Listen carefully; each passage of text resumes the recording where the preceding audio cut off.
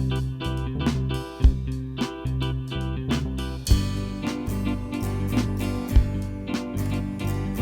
are you supposed to be? For your information, he's a little leaguer.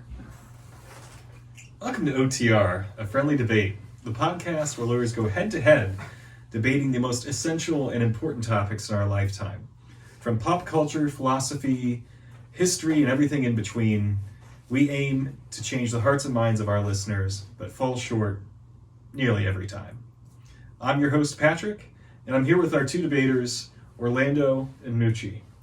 Before we get really deep into things, Lando, how you doing? I'm good. He has done that a couple of times, and it gets me every single time. It's just so good. It's also Bob Dylan seemingly saying it.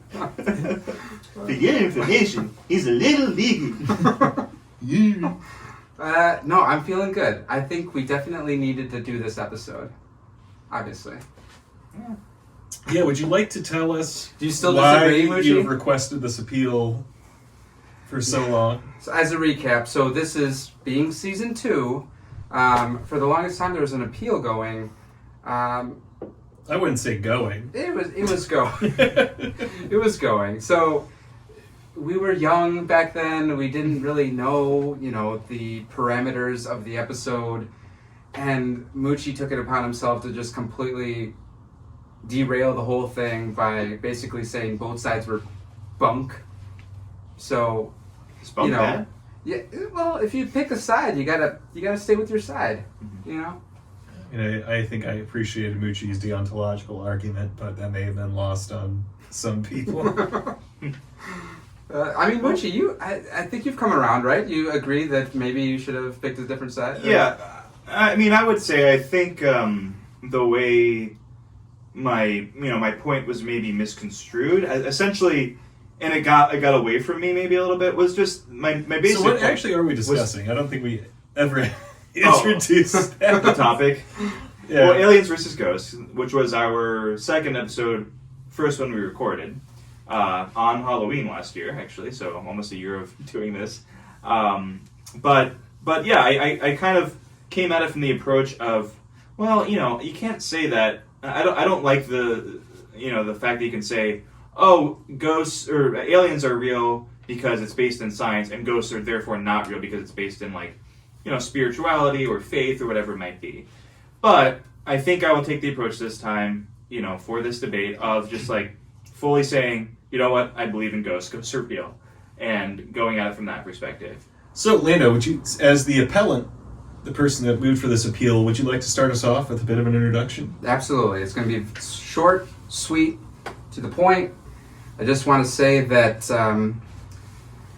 the amount of encounters that people have had with strange lights in the sky, didn't just start after Roswell. There were plenty of other sightings beforehand.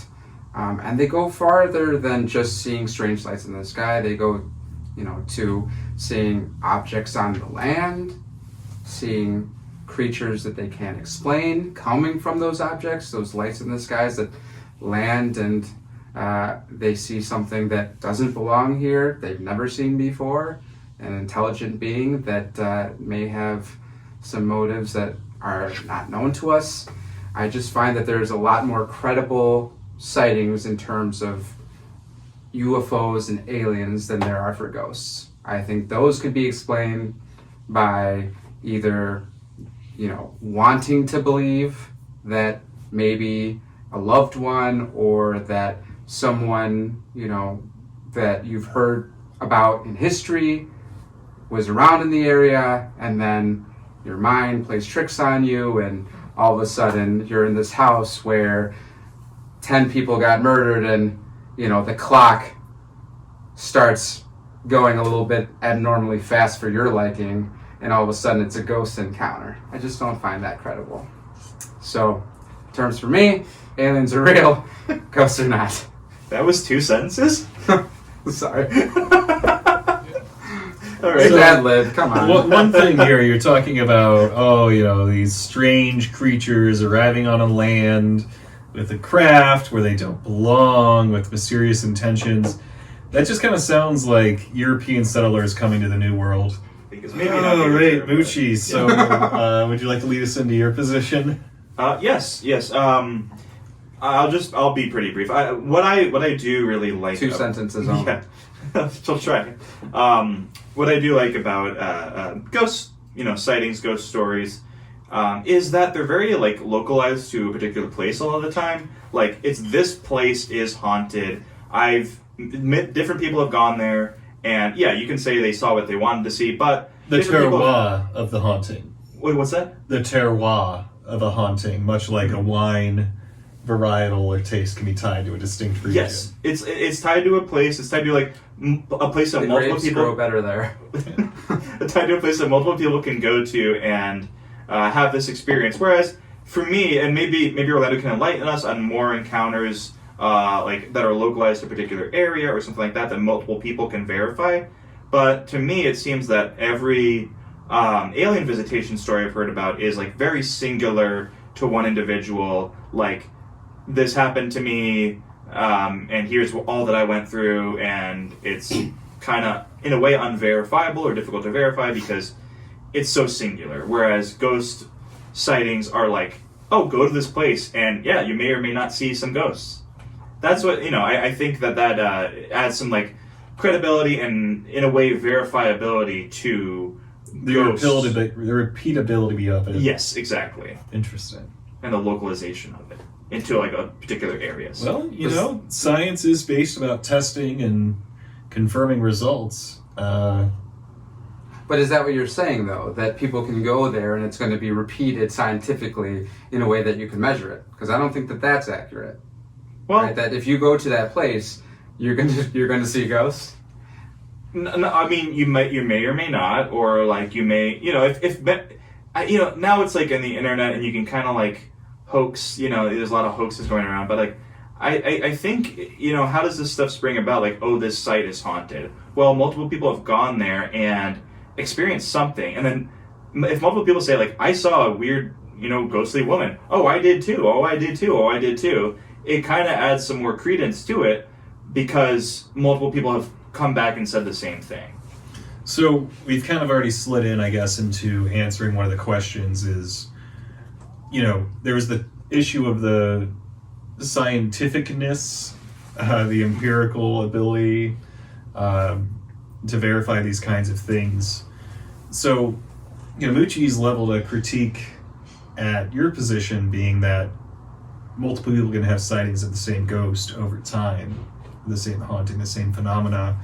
I wonder if you have any response to that, if there's any sense of a repeating alien visit. I know there's like crazy people out in California or Nevada that like, There's crazy people all over the place. make a big circle and wait for them.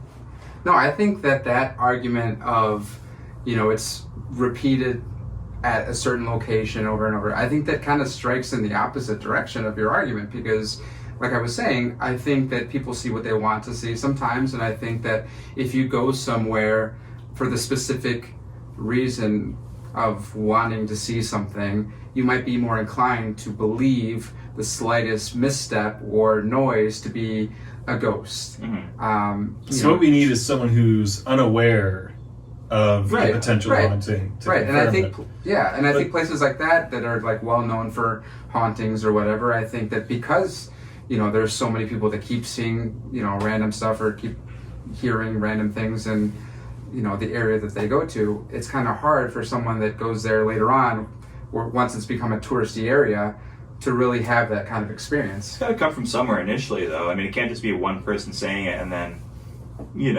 Well, I think everyone else is like, I never saw something. We're speaking of a bit of a hypothetical here, and this is the way I'm understanding it is.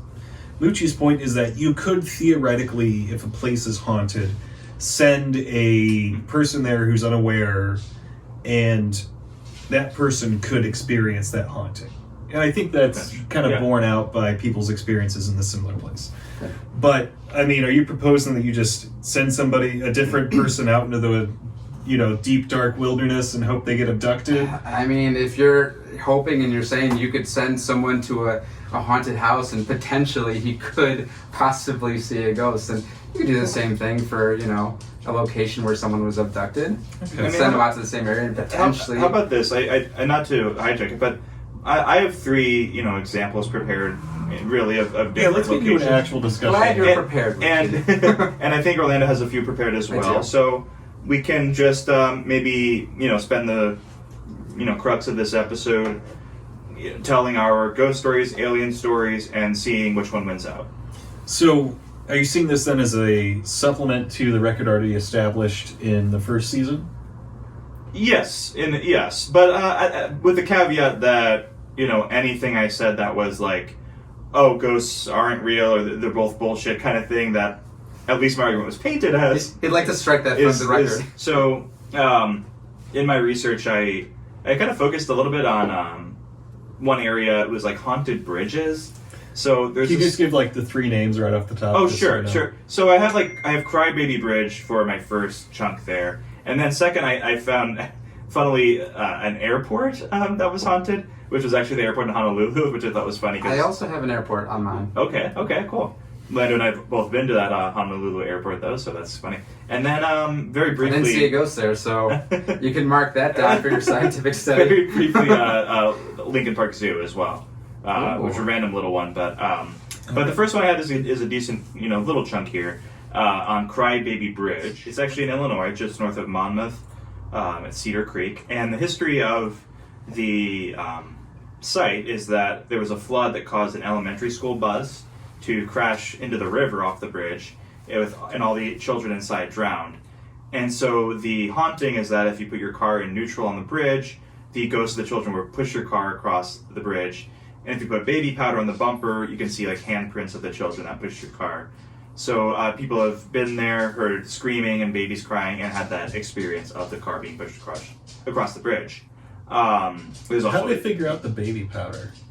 they like People sprinkle just it in the back like of their driving car. around with baby powder. Yeah, like, I let's don't know. cry babies. Let's just I fucking. think I could actually explain that one, because this isn't the only location where a similar story has happened. There's Oh, other sure. bridges where this exact same scenario plays out, and the baby powder or dust or chalk laid out on the car does the exact same thing. So There's a lot of haunted places. where you do the exact A same lot of thing. ghost sightings. I don't know if they're Might all even buses call that it go a off. but- ritual. Maybe. And so that's Crybaby Bridge. There's a couple other bridges, all in Illinois. So I had this article on most haunted bridges in Illinois. So a couple highlights was Super niche. yeah. But I was like, that's kind of Haunted cool. I don't know. Illinois bridge fans, you found your home. Because you can go to we should have gone on a road trip and gone to these bridges. But there's a old train bridge in Schuyler County, Illinois.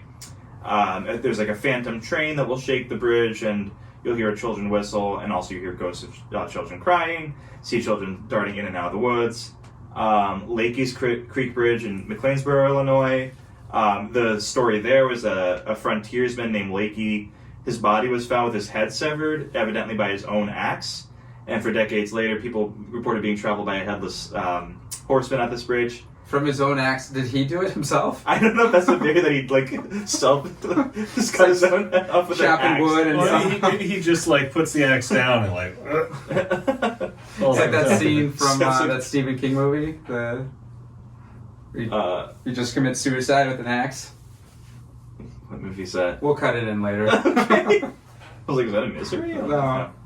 Okay. Sure, And that was then, yeah, well, I don't think I've seen that one. But then, Bridges of Blood. Storm of the Century is the one.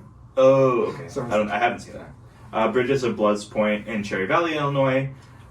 Similar story of a van of kids coming back from a party, plummeted off the bridge, but the driver was in a clown costume, and he can sometimes be seen clawing his way onto the road. Okay. And a cemetery nearby has there's floating orbs, a phantom dog, a vanishing barn, and also the laughing children. I love a good What- orb. What kind? Yeah, me too. I mean, I thought they would be mostly associated with aliens, but yeah, or gas out of a swamp, like swamp A gas. bug. You I have know? a couple of questions here, Mucci. So, you've talked about, there's these different locations, perhaps with similar phenomena, but do you have, any stats on the number of people who've seen this allegedly, how common it is that people experience these supernatural sort of things, these hauntings? No. No. Okay. Well, say our viewers wanted to read a little bit deeper into these topics. Is there any place that they can find out all this, find this research that you've done? Yeah, I'm going to post all the links in the episode description. Yeah, I think that's going to go for everything. Yeah. We'll because I've got some that we want to like cite a our bunch of sources stuff. and everything. So we said we're going to try and be more prepared this season. Yeah. And oh boy, we've set a high standard with this episode. So here's we here's- don't know how many people have seen these couple of bridges, been haunted by them. I don't know. This is my question too. Like, all these kids are going into the fucking river. You think there'd be articles, right? Where wouldn't there be an article like 30 kids die in a bus that just drown after this bridge collapse? Yeah, are these factual events that they say later caused the hauntings, or is it just like nobody knows and this is just the legend? Yeah, I mean, I think some of them are rumors and some of them are like actual happenings, like the Lakey's. I think the Lakey's body, the guy's body was found was legit. I think the children was the axe bridge found was like near him? rumored to be happen. Yeah, the axe found. Oof. So Shit, that's a murder. That's a murder that just that guy never got caught. So what time in the U.S. is it that 20 kids can plummet to their death off a bridge, and it's just like the 1800s, a little rumor. like the early 1900s. The other town over there, I heard they lost 1800s like before most the of their invention of children. the The school carriage. The Yeah, school School carriage. All right, so say your thing.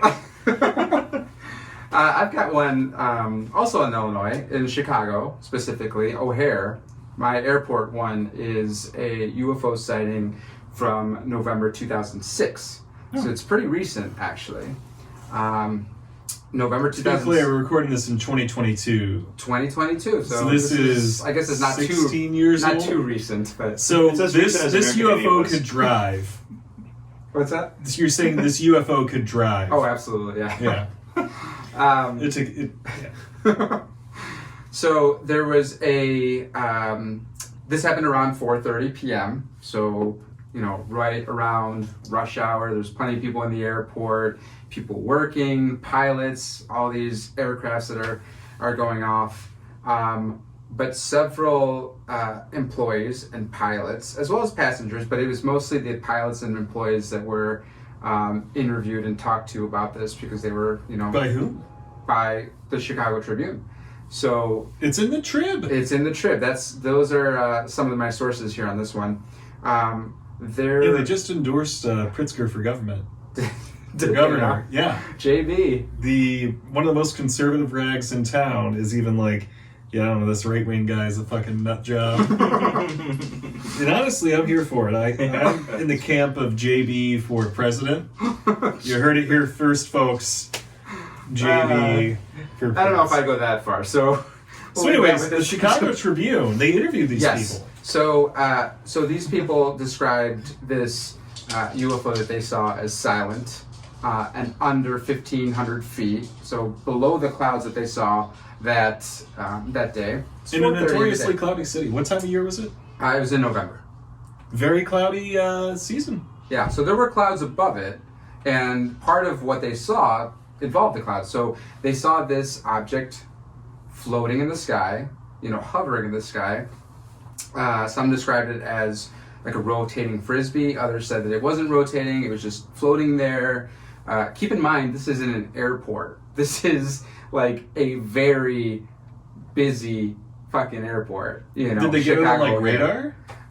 That I do not know, but several accounts of it hanging there before it just shot up straight into the sky, causing a hole in the cloud right above it.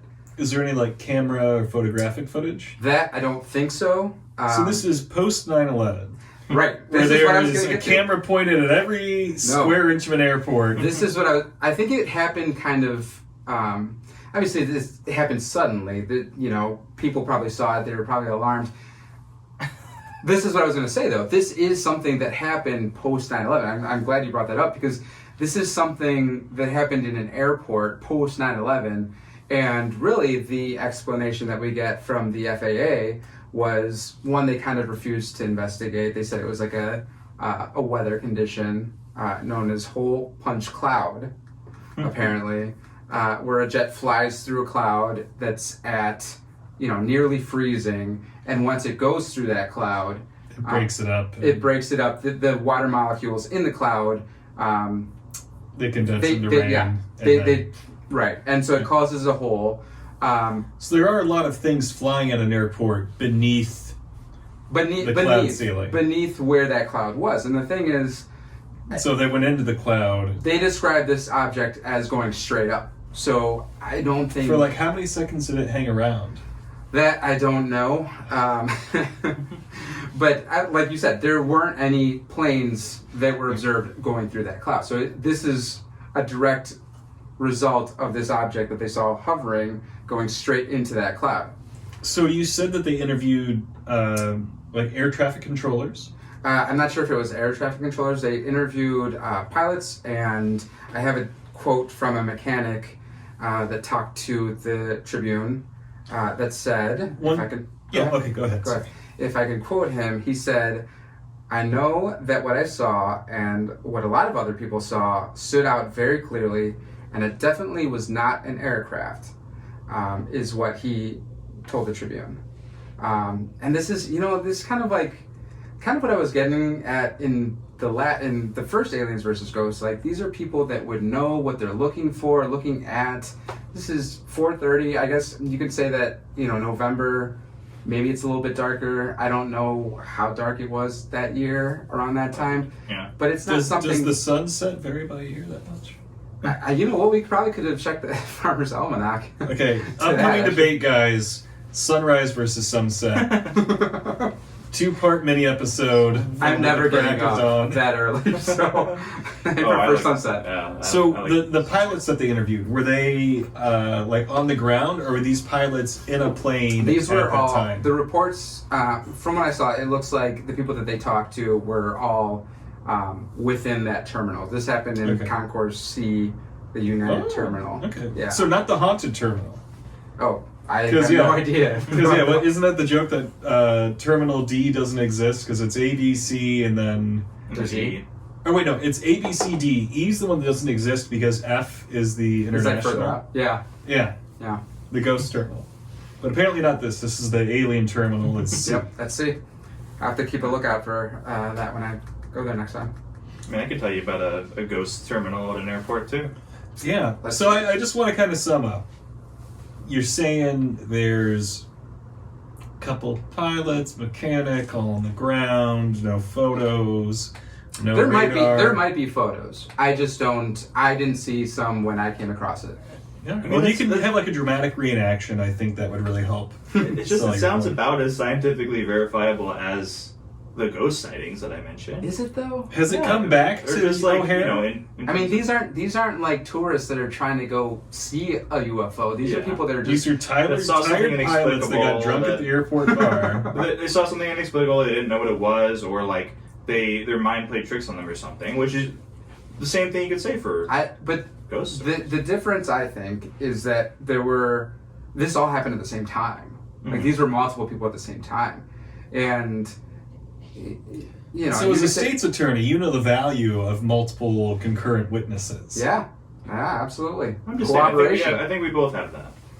That's all I'm saying. Okay. But I'll get it. Are we ready for another airport story? Yeah. That's a perfect. My second thing is an airport story. It's the Daniel K. Inouye International Airport in Honolulu, Hawaii, and it's about the lady in waiting. So people report seeing a blonde woman in a white dress shows up in the airport, and She hot? Okay, and also I'm kind of an idiot. What is a lady in waiting? Is that like a bride to be? Right. So I thought she was just called like that, waiting for her plane. but it's. There was a man waiting for 4 hours yesterday. Let me tell you.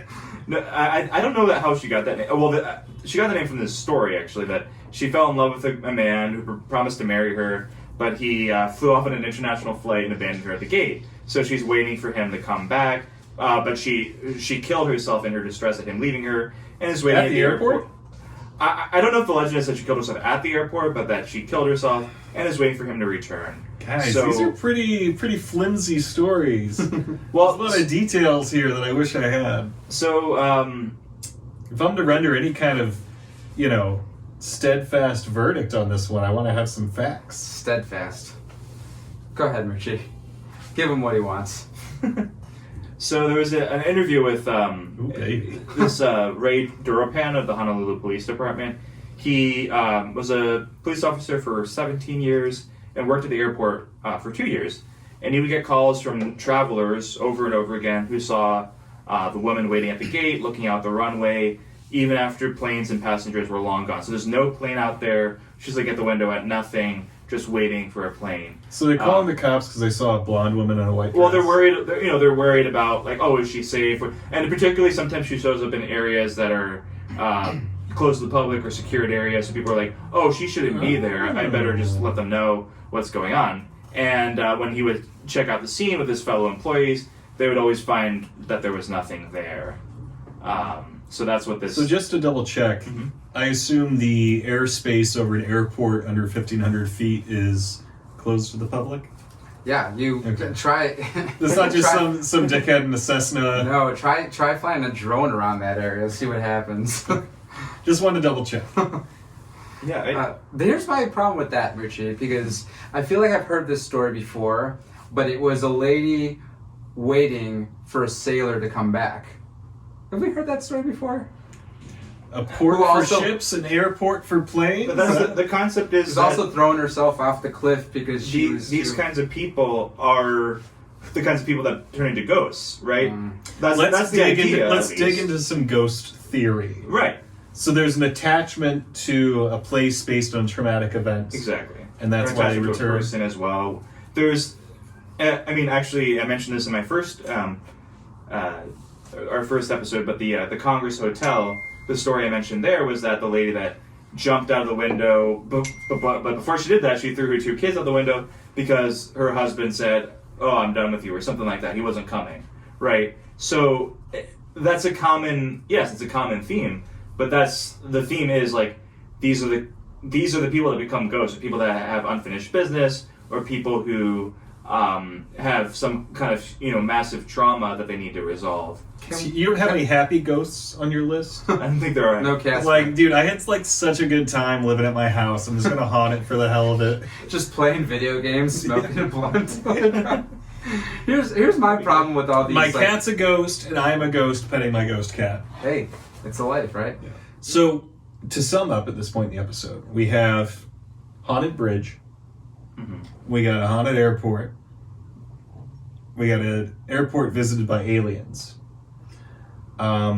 What's next? What else do you guys have to share? Well, Mucci was talking about the scientific, a scientific method of repeating the same type of result. I've got an encounter here from August of 1951, and I'm not sure how to pronounce it properly. It's Lubbock, Texas. Lubbock, Texas. Texas. Lubbock. Have you been there? I've been by it. Okay. Is it nice? I don't know. Is there anything around it? Probably not. To be honest, like. I don't like Texas. Fair. So this. I've been there once. Okay. This encounter happened around 9:20 p.m. It involved several professors from Texas Technical College that were just apparently hanging out at one of their backyards, just like shooting the shit. There were engineering professors, physics professors, like chemical engineering professors, just hanging out. Okay, the 2 of those 3 categories aren't saying a whole hell of a lot. Physicists, I believe, but engineering professors are like somewhat notoriously crackpots. Having an engineering degree myself, I can attest to that. I was hoping that you'd give that a little bit more credibility. Like, oh, you know what? If I saw something. So around 9:20 that night, they were outside. They saw what looked like 15 to 30 bluish green lights in a V formation, flying basically right over them. Not too high up. I forget what it was in terms of like how high they were, like those lights were, but they saw them pretty clearly. About an hour later, they saw it again. And then, after that happened... What'd they do? What's that? What did they do in response to seeing this? So, I'm not sure if it happened after the first night, but they continue to see the same formations for the next like couple days, for a total of 12 times. They talk to other people around the community. I think that they went pretty far out in terms of like, it was like 100 miles or something out, and talked to people that also saw the same stuff. And they described the same kind of thing. Do you know how big of a group in total, how many witnesses they were able to find? It was, so I have around, but like potentially hundreds of people that saw this. I don't know how many people they actually talked to and like interviewed or whatever, but they did try to kind of do their own study, which I didn't look far enough in depth for, but they tried to do their own study of these lights that they saw. This captured like the attention of the news. It captured the attention of Project Blue Book, which was an investigative organization at that time. Was that FBI? That was, I think it's through the Air Force.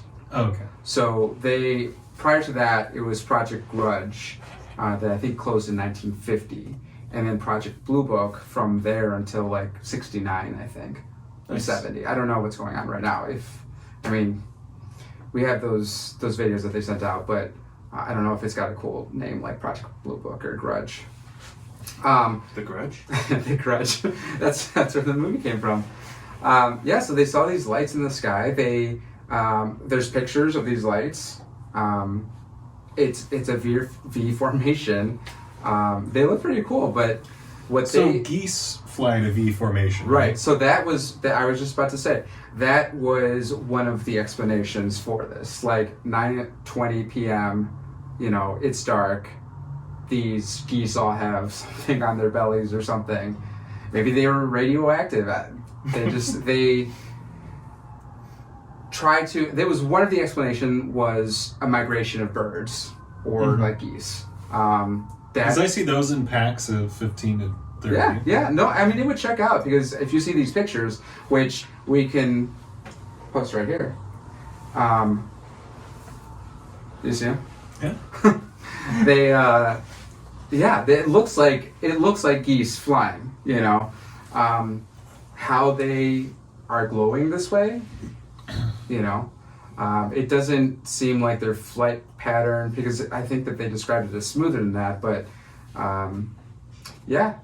they didn't, at the end of it, they didn't really say what they thought it was. So Mucci, what do you think? I don't know. Oh, come on, I was hoping for something more. You're supposed to be his enemy. He's like, I don't know. UFOs.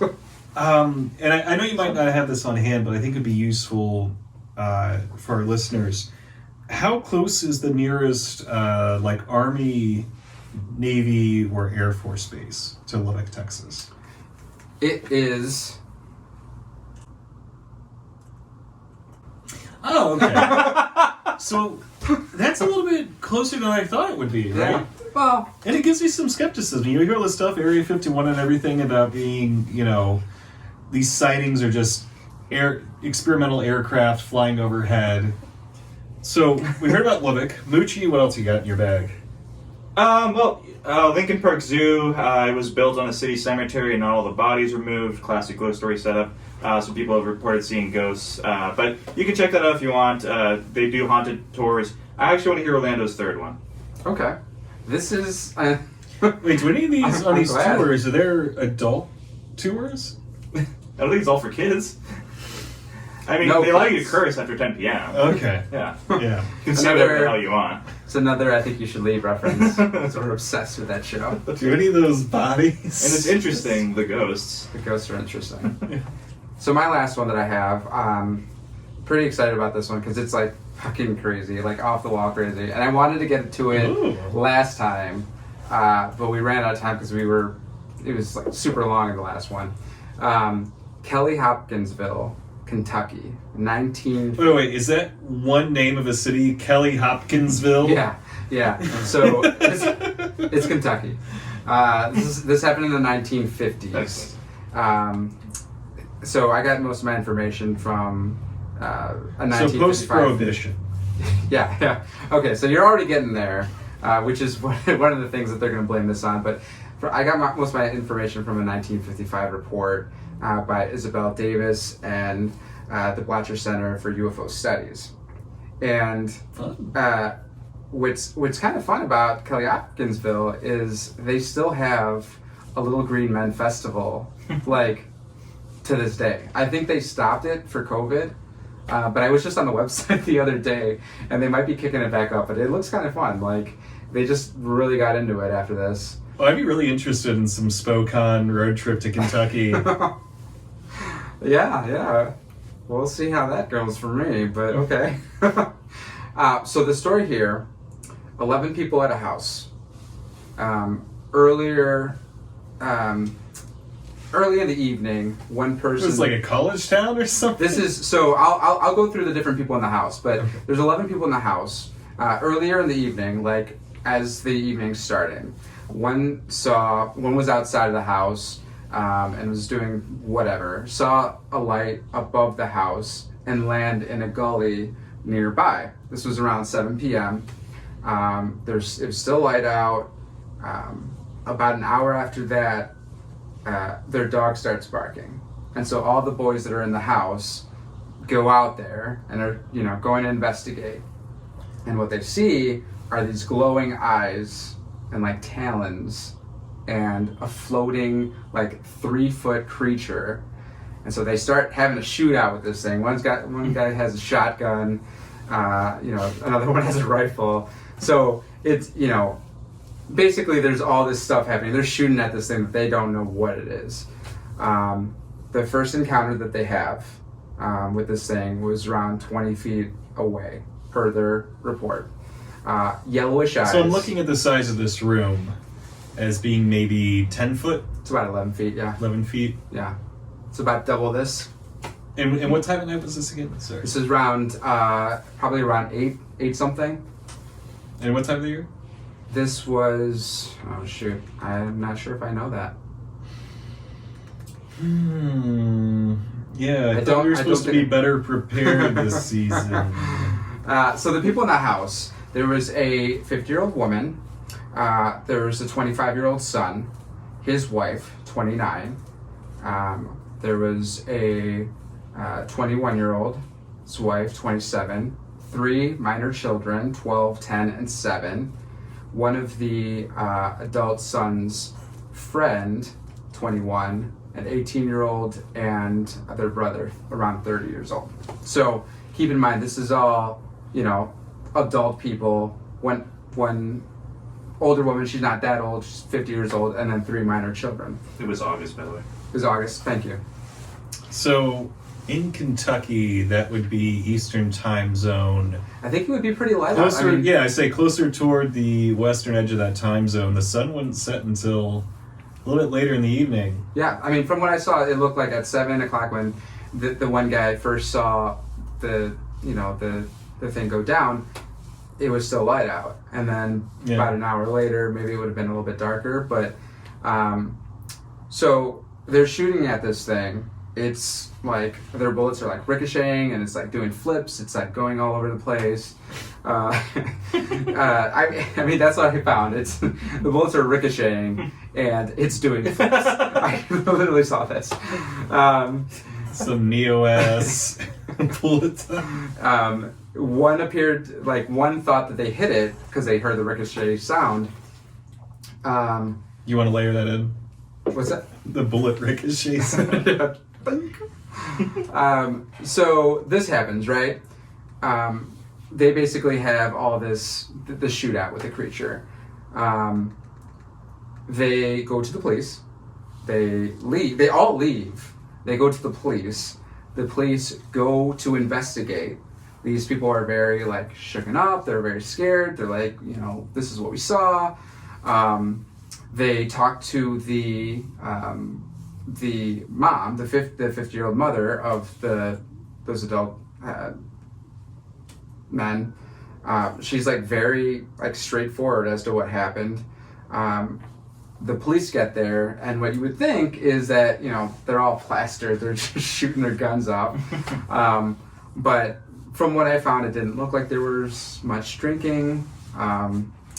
They had the city, state, county, as well as the military go to that location. Like all these people show up, seemingly believing them because of how they show up to the police station. The family's like, no, I'm not gonna go over there. You guys check it out. We're staying the fuck away from this area. They're, still scared. The police search the area, didn't find anything. Police leave around 4 a.m. Police leave, family goes back, and then shortly after, basically, again, there's like another siege on the house with these little fucking creatures. And Wait, creatures plural? Yeah. Because before there was one. So I There's think an that there was floating green ghoul. right. And I think Little green ghouls. what's funny is when you see, like, if you Google this encounter, the pictures you'll see, they kind of remind me of Gremlins, which is kind of So they gave a funny. description to like a police sketch artist kind of thing? Right. So they all returned to the house. They there was someone that went with them, like some kind of EMT or someone that went with them and was hanging out with them.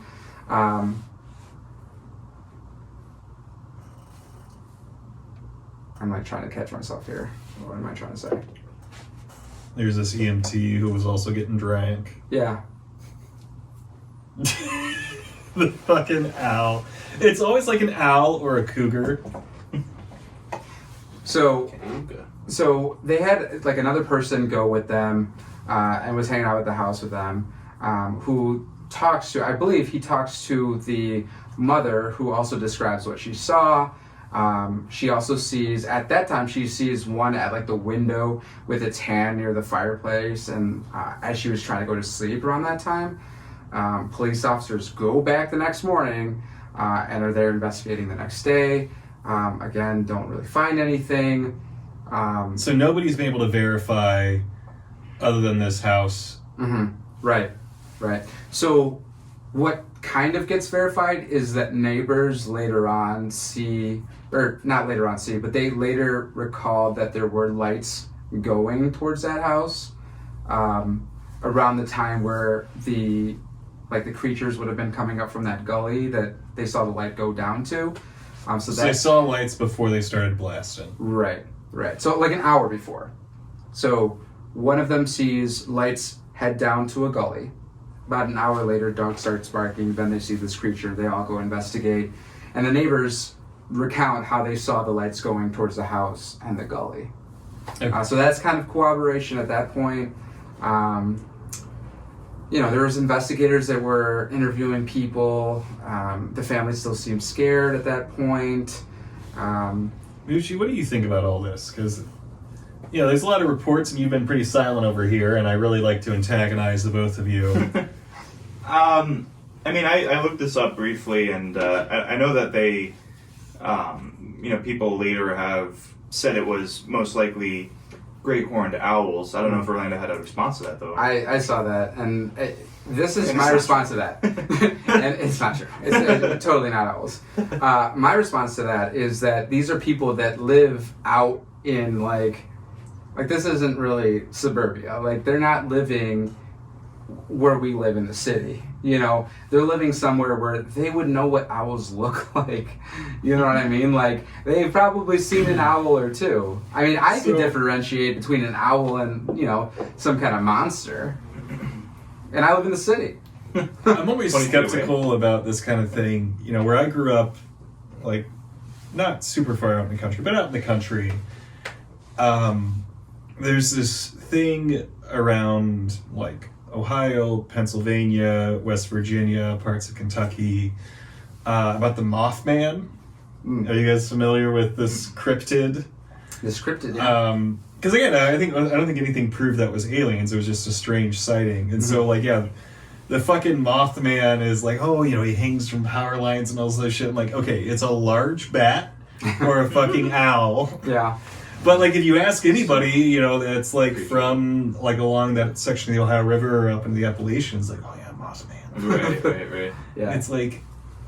some creature that people just don't have much experience with. Yeah, these are people that know, like, they should know what an owl looks like. They should know what a bobcat, looks like. And yet. And yet. I don't know. I think I would give them, a little bit of leeway in terms of, like what you said, 20 feet away.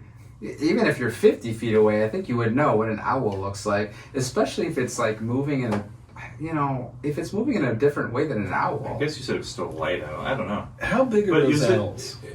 They could get pretty big. I think so. But I these things were described as being around 3 feet. So I could see. I could see an owl being around that big, but and the flipping that's kind of a big fucking owl. Flipping around. Don't owls like flip their heads around a lot too? Like, isn't that not their body? Sure. That's maybe like a solid 1.5-foot owl. There were also like accounts where they were saying that they were like, it was as if they were wearing some kind of like metallic, like something that would make the ricocheting of sound. 18 to 25 inches, so like 2 feet. Yeah. Yeah. And that's the biggest type of owl, the great horned owl, right? Huh. Yeah.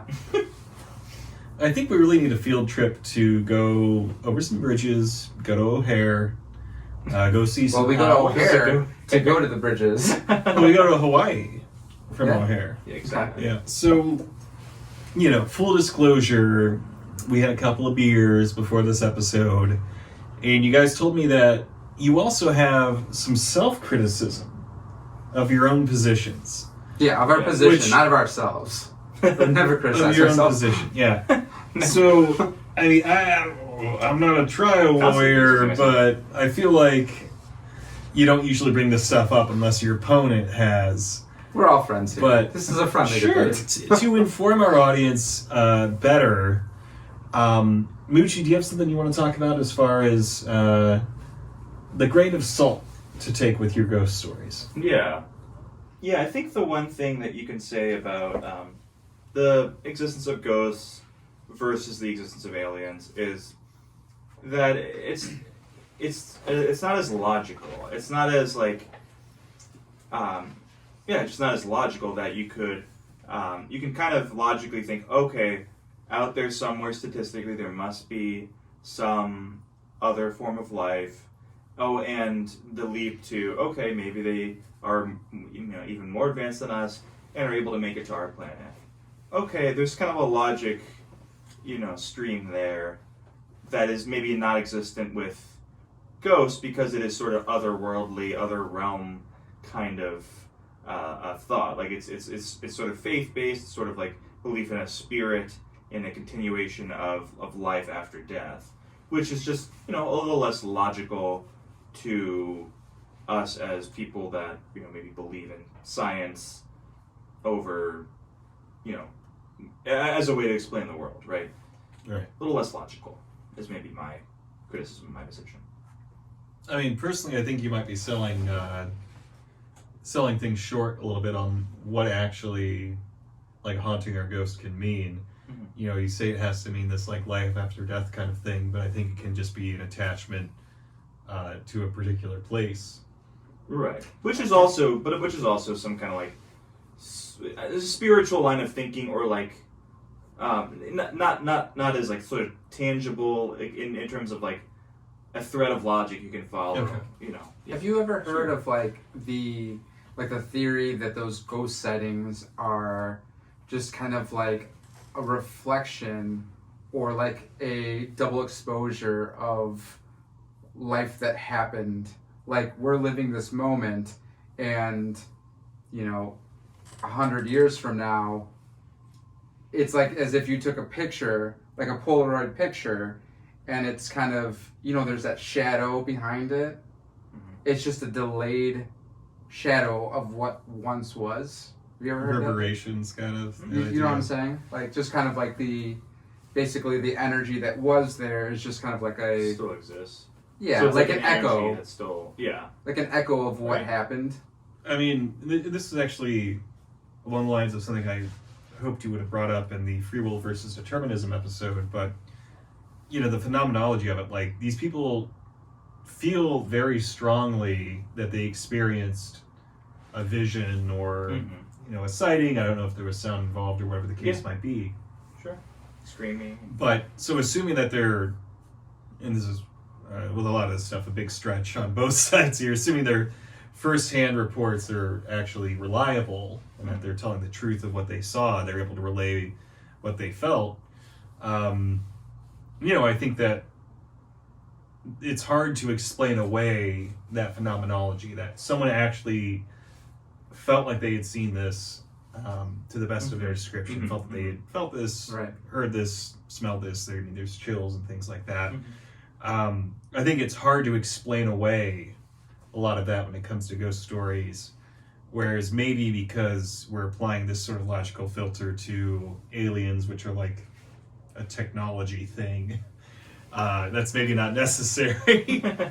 But I don't know, I just think there's a phenomenology aspect to it that doesn't require belief in afterlife, the spiritual, or anything else, but just relies on what is the other plausible explanation for the experience of having seen a ghost.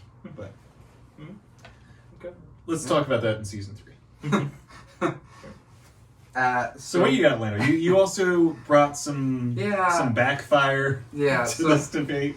So as much as I would like to just, 100% commit, there's some problems with, believing this position. Mainly, people that would want to portray, have fiction play as nonfiction, right? So come up with a story. The allure of fame. Right, kind of. right. Which, for the examples I gave them because I don't see any, for this episode and last one, I don't see any reason why they would make it up. I don't think that, this is not necessarily something where if you're just telling like the authorities what you saw, I don't think that that's something where you're really looking for fame. But if you're writing a book, and maybe that act of, that book of fiction, maybe it's not working out as great, maybe you spin it as a nonfiction.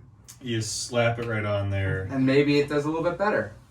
So I have a book here that I'd like to talk about. Apropos of nothing, you have a book. I have a book that I was really excited about reading. It's a good book. Well, it's a book. Some might even call it the good news. So this is not the Bible. No, this is not the Bible. Because there are aliens in the Bible, right? There's dinosaurs in the Bible, so I'm sure there's aliens, right? Yeah. The book is Community, a true story. And I'd just like to call out Whitley Strieber for a second, because I really, really wanted to. It was German to be This is the guy you Strieber. mentioned in the first episode, right? No, The guy this I've heard is speak before. no, absolutely not. So that guy, Devil's Den, that book. That's the one that you're talking That's about, a right? different book. So he was like a former prosecutor, and he was in the military, and Inherently trustworthy. and inherently trustworthy. I mean, he also wrote a military book. strike, lawyer strike, prosecutor. These are all callbacks to the first episode. So that guy also wrote a book, but the thing is, Yeah. he wasn't Okay, I thought it was he wasn't an author prior to writing that book. Whitley, my buddy Whitley here, was On a first name basis? He was a author prior. He mostly, it seemed from what I saw, he dabbled in like horror books and like kind of scary books, which before I started Fiction? Yeah. So before I started reading this book, I was like, okay, well, I'm going to take that into account when I read this one, which is supposedly a true story. By the way, this was a New York Times bestseller, so it's interesting. It's entertaining. So there's some promotion there, some sort of higher profile than just your average crackpot. Yeah, so he did well with this book. I would like to just so you know where I'm coming from in terms of the problem that I have. I would like to quote the book, if I could. This is in a scene where he is describing being abducted and abducted by aliens, and they have him, and he's like laying on a table, and he's got an alien that he thinks is a female alien. He doesn't know why he thinks that's the case, but So the classic physical exam, wake up on... right, and he's describing this being as a female being. He doesn't know why he thinks that, but he's describing it as being a female alien. And the she's doing something, and the quote here that I have, by the way, this is an alien that's supposedly saying this. Jesus, is that your penis? That is an alien. A nice Catholic alien. Who believes Christian in Jesus. So when I got to that page, it's... Wait, do you think aliens believe in ghosts? Ooh, that's a good question. Next time. That's a good one. That's a story for another time. So, in this guy's true story... In this true story, aliens believe in Jesus. They've been saved. Yeah. So... And also are impressed Are by you- human penises. I see. Yeah, so that's what I'm getting at. I want to unpack this. Do you think the untrue part is that he has a big dick? Or do you think the untrue part is that he was abducted? Because I think there's two separate things I don't here. want to answer that. Because it could just be, a bit of, artistic, let's say, hyperbole, for effect. While they're, the body of the text remains true. This guy He just could wanted to brag. Yeah. He could Everything else have is true. fabricated everything else. He just let me slip this in there. Yeah. It could be a true abduction story and he has a tiny dick. It could be that he has a big schlong and then just wrote this whole story to tell people about how big his dick was. It's like a Or both could be informative false. book. Yeah, both could be Yeah. false. That's what I was thinking. Yeah, he's just doubling down. So Maybe it was just a miscommunication. Maybe I think she was communicating in his mind, but maybe there was something was lost in translation where penis doesn't actually mean penis. yeah. Or whatever it was translated into his language, and it was oh, she said her savior, and I interpret that as Jesus. And I'm holding a Savior pencil, of and that's her what she meant. Glocktor. That's your reproductive organ? Reproductive organ? So yeah, that's my kind of. It does seem like the topic of aliens attracts a lot of kind of crackpot people selling fiction as true stories just because there's a lot of people that want to believe. Right.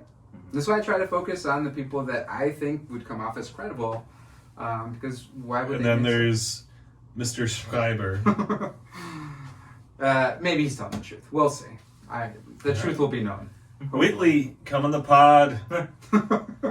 Yeah, come on the post-hog, come on the pod, or log off. Okay. Anyway, so I think I'm about ready to render a verdict. Guys? Yeah. Guys? Yeah. Guys? Go ahead. Yeah. You look like you have something to say. We just had a meeting of the minds, telekinetically a little bit here. That we've come to a settlement in this issue. Yeah, I think we're gonna settle. Yeah. So before you get to that, we're gonna settle. Yeah. But you still made me sit through all this. Yeah, well, I think the term of art is a waste of judicial resources. happens all the time. Yeah, you not believe how often that happens. But the settlement terms as I believed it was that I am going to, give credence to the position that aliens are real. I'm not going to say from here on out that aliens are not real. Right. No disparagement. Yes. Right. And I'm gonna say that ghosts are real. I'm not gonna trash them. They're real. I'm not gonna say that they're not. Now, if anyone violates this, then the whole thing's thrown out and we have to do a retrial. But I don't see that happening. Yeah. No. I mean, I think if we did a Scooby-Doo episode, that might bring it up because they deal with both ghosts and aliens. that's true. So I Stay love tuned to for hear that these parties are committed to working things out, Yeah. but I remain a little bit skeptical. I've known you guys for a hot minute, but we'll see. Okay. Well, I'm happy we've settled this, at least for today. So that's been this episode of OTR, A Friendly Debate. Ghosts versus Aliens. I guess we both win?